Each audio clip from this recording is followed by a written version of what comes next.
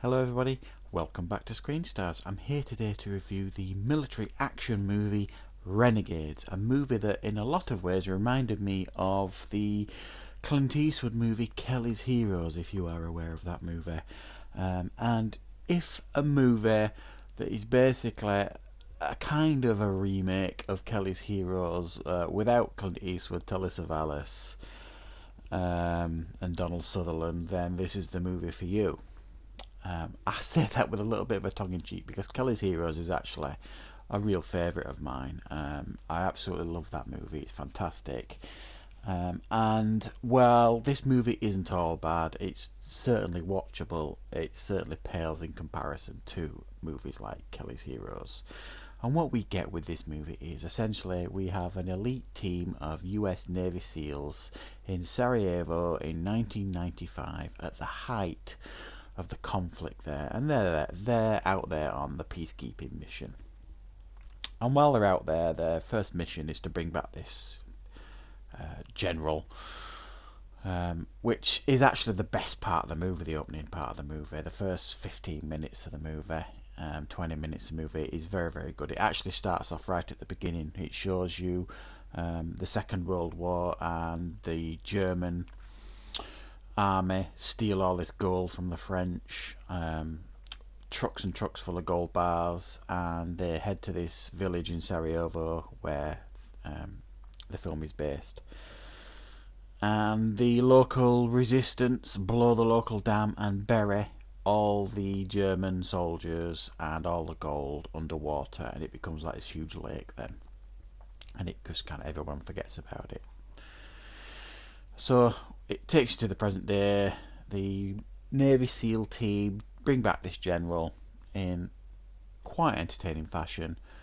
They get their ears chewed off by a wonderful J.K. Simmons, who is the high point of this movie, who plays their commanding officer.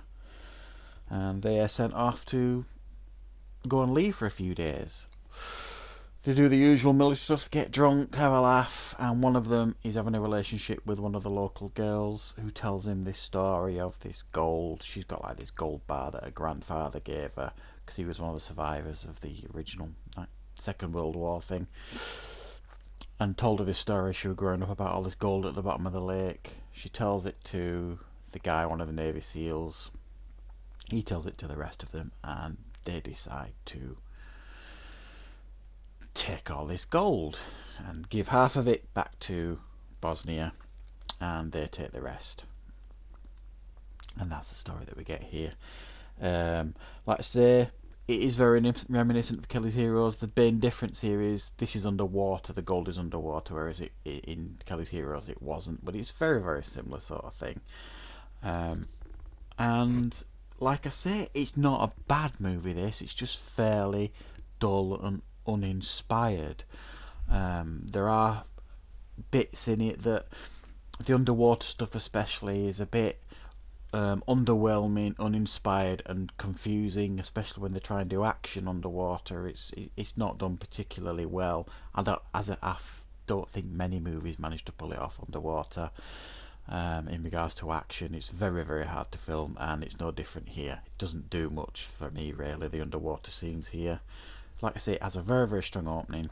This movie was actually co-written by Luc Besson, which I'm not even sure is a good thing these days, but he was involved. He co-wrote it.